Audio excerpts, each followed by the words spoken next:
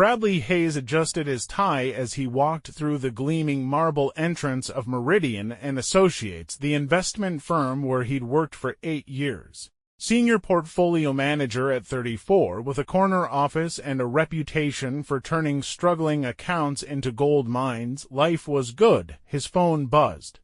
A text from Janelle. Don't forget Sterling and Cross tonight for your mom's anniversary gift. Meet you there at 6. He smiled, typing back, wouldn't miss it. Love you. That evening, Bradley found Janelle browsing the jewelry counter at Sterling and Cross. She looked radiant in the black dress he'd bought her for their first anniversary 6 months ago. Find anything perfect? He asked, kissing her cheek. Maybe. She gestured toward a display case, that Cartier watch. Your mother mentioned she'd been admiring something similar. Bradley examined the piece. Elegant, understated, exactly his mother's style. The price tag made him wince slightly, but his recent bonus could handle it. Let's get it, he said. Janelle beamed. I'll grab a few other small things while you handle that. Meet you at the exit. The transaction went smoothly. The sales associate, a polished woman with a practiced smile, wrapped the watch in tissue and placed it in Sterling and Cross's signature bag along with a receipt. Bradley made small talk about the weather while his card processed, then tucked the bag under his arm. He found Janelle near the main exit, carrying her own small bag. All set? She asked. All set. Mom's going to love. Excuse me, sir. Bradley turned to find a stocky man in a dark suit approaching. I'm going to need you to come with me, the man said, displaying a badge. Store security. I'm sorry. What? Please don't make a scene. Just come with me. Bradley felt Janelle's hand on his arm. What's going on? I have no idea. He looked at the security guard. Is there some problem? We'll discuss it privately. Ma'am, you're welcome to come along. They were led to a small office behind the customer service desk. The security guard, who introduced himself as Fletcher, gestured for them to sit. I'm going to need to examine your purchases, Fletcher said. Bradley handed over his bag. Of course, and here's my receipt. Fletcher opened the bag and removed the wrapped watch. Then his hand went deeper, and Bradley watched in confusion as the man pulled out a small black jewelry box he'd never seen before. Interesting, Fletcher said, opening it. Inside sat a pair of diamond earrings, each stone easily 2 carats. Do you have a receipt for these? Bradley stared. I've never seen those before. They were in your bag. That's impossible. Janelle leaned forward. Bradley, what's happening? I don't know. His voice sounded strange to his own ears. I bought a watch. That's it. Those aren't mine. Fletcher was already reaching for his phone. I'm calling the police. The next 2 hours passed in a surreal haze. Police officers, statements, searches. The earrings were worth $15,000. No footage existed of the actual theft. Sterling and Cross's cameras covered the sales floor and exits, but not every angle of every display case. Bradley was arrested. Janelle cried, her mascara running in down her cheeks. I can't believe this is happening. Bradley would never steal anything, but there were the earrings. In his bag, no receipt, no explanation. 3 days later, Bradley sat across from David Kellerman, one of Manhattan's top criminal defense attorneys. Kellerman had sharp eyes behind wire-rimmed glasses. The prosecution's case is circumstantial but damaging, Kellerman explained. The earrings were in your possession. You have no receipt. Store security followed protocol. I never took them. They have no security footage of me taking them. How did their guy even know to stop me? I believe you, but belief doesn't win cases. Evidence does? Kellerman leaned forward. Tell me again about your wife's movements in the store. Bradley closed his eyes, trying to reconstruct those final minutes. She said she was getting small things. I handled the watch purchase, then found her by the exit. How long between your purchase and meeting her? Maybe 10 minutes, and she was carrying a bag when you met her. Yes, but Bradley stopped. A cold realization began forming in his chest. You think Janelle put them in my bag? I'm exploring all possibilities. She's my wife. She was as shocked as I was. Kellerman's expression remained neutral. People we trust can surprise us, Mr. Hayes. That night, Bradley confronted Janelle in their Upper East Side apartment. She was cooking dinner, humming softly, as if nothing had changed. David thinks you might have put those earrings in my bag, he said without preamble. Janelle's knife stopped moving against the cutting board. When she turned, her face was a picture of hurt confusion. How can you even think that? I don't want to think it. But I need to understand how they got there. She moved toward him, her eyes filling with tears. Bradley, I love you. Why would I destroy our life like this? He wanted to believe her. The alternative was too devastating to contemplate. 3 weeks later, doubt became certainty when he discovered $55,000 had been transferred from their joint savings account to an account in Janelle's maiden name. When confronted, she claimed it was for legal expenses. Whose legal expenses? He demanded. Yours. I'm trying to help, but Kellerman's fees were being paid from Bradley's individual account. The transferred money had vanished. The theft charges were only the beginning of his destruction. Meridian and Associates placed him on administrative leave pending resolution of the criminal case. When the newspapers picked up the story, Wall Street trader caught in sterling and cross theft, his leave became permanent termination. We can't have someone with these allegations representing our clients, his managing director explained over a brief, cold phone call. Janelle filed for divorce a month later. I can't handle the stress, she explained to anyone who would listen. I still love Bradley, but the shame is killing me. She moved out of their apartment and into a Tribeca penthouse that Bradley couldn't understand how she afforded. When he asked, she claimed her father was helping with expenses. Bradley had met Janelle's father twice.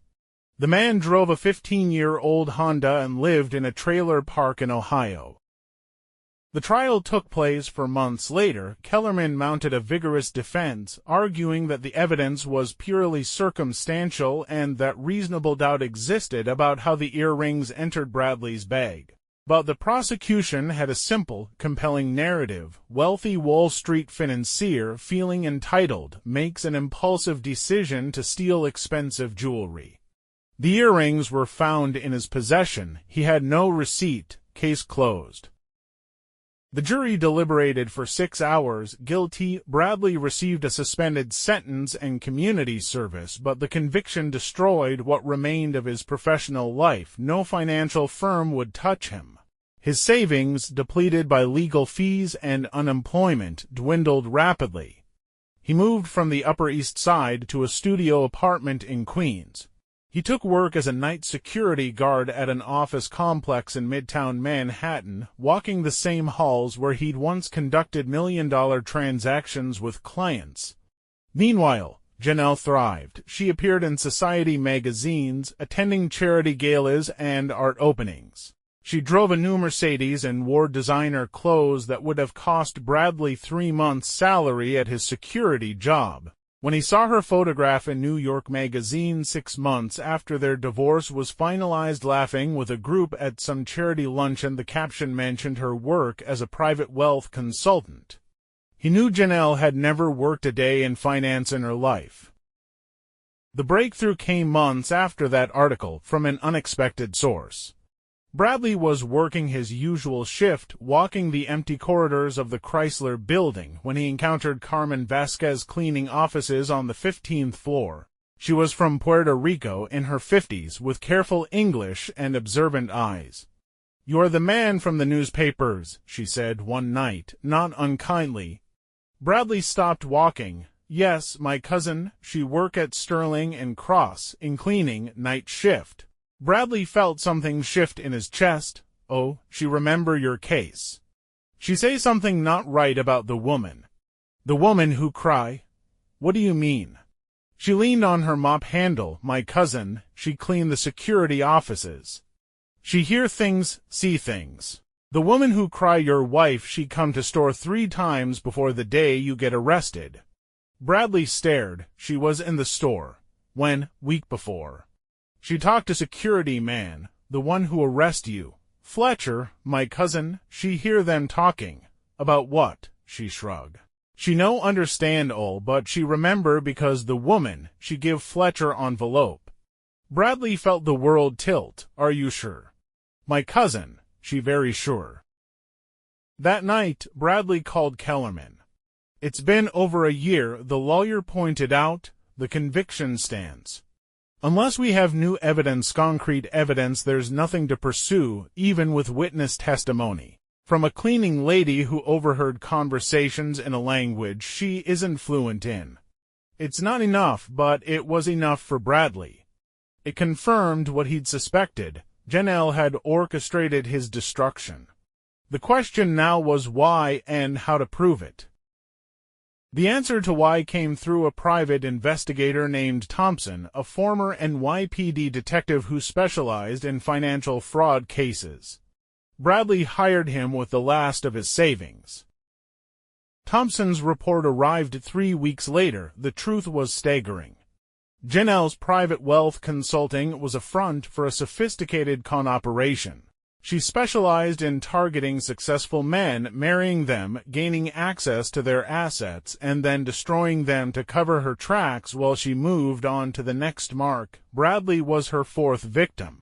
The first had been a surgeon in Chicago who'd been arrested for insurance fraud after she provided evidence against him to investigators. The second, a tech entrepreneur in Seattle, had been charged with tax evasion. The third, a lawyer in Boston, had been caught in a fabricated sexual harassment scandal. All 3 men had lost their careers and most of their assets. All 3 had been married to women matching Janelle's description, though she'd used different names each time. She's part of a larger organization, Thompson explained over coffee in a grimy diner near Penn Station. There are at least 6 women running similar operations across the U.S. and Canada. Your ex-wife, whatever her real name is, specializes in professional men in finance and law. The money I lost went straight to her handlers. This is organized crime, Mr. Hayes, not a crime of passion. Bradley stared at his untouched coffee. Can we prove any of this? That's the challenge. She's very good at covering her tracks. But I have contacts, former colleagues who might be interested in disrupting this operation. The investigation took 8 more months. Thompson worked with contacts in the FBI and the Manhattan District Attorney's Fraud Division. Gradually, they built a picture of the network. Janelle belonged to a sophisticated group that had stolen millions from victims across North America. The breakthrough came when Thompson's contacts arrested one of Janelle's associates in Miami. Under questioning, the woman revealed details about the Sterling and Cross operation, including security guard Fletcher's role as a paid accomplice. Fletcher was arrested on a Tuesday morning. By Thursday, he was cooperating with investigators, providing detailed testimony about how Janelle had paid him $5,000 to plant the earrings in Bradley's bag and then discover them during a predetermined security check. The charges against Bradley were formally dismissed. He stood in the same courtroom where he'd been convicted 2 years earlier, listening as the judge apologized for the miscarriage of justice. But dismissal wasn't enough for Bradley. He wanted revenge. Janelle was arrested 3 days before Christmas at a charity gala in the Hamptons. She was there with her latest target, a German investment banker who bore a striking resemblance to Bradley, who was successful, trusting, and wealthy. Additional arrests were coordinated across 4 states. Janelle and 7 associates were charged with fraud, conspiracy, and money laundering. The total amount stolen from victims was estimated at $22 million. Bradley wasn't satisfied with letting the law handle his revenge. He wanted something more personal. Through Thompson's contacts, he learned that Janelle had been using a Cayman Islands bank account to hide what she was allowed to keep of the proceeds from the cons. The account, established under one of her false identities, contained nearly $800,000 money stolen from Bradley and the other victims. Cayman banking secrecy laws made the account nearly untouchable through legal channels, Bradley used his old skills, the financial expertise that had made him successful at Meridian and Associates, to trace the account's vulnerabilities. He discovered that Janelle had used the account to purchase cryptocurrency, which she then used to buy a house in Costa Rica under another false identity. The house was her escape plan. If the law ever closed in, she could disappear to Costa Rica, liquidate the property, and vanish with a new identity. Bradley made sure she never got the chance.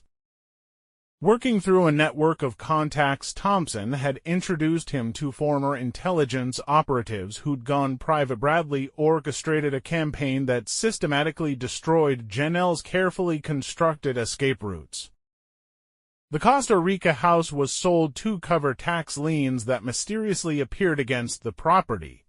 The Cayman account was frozen after authorities received anonymous tips about its connection to money laundering.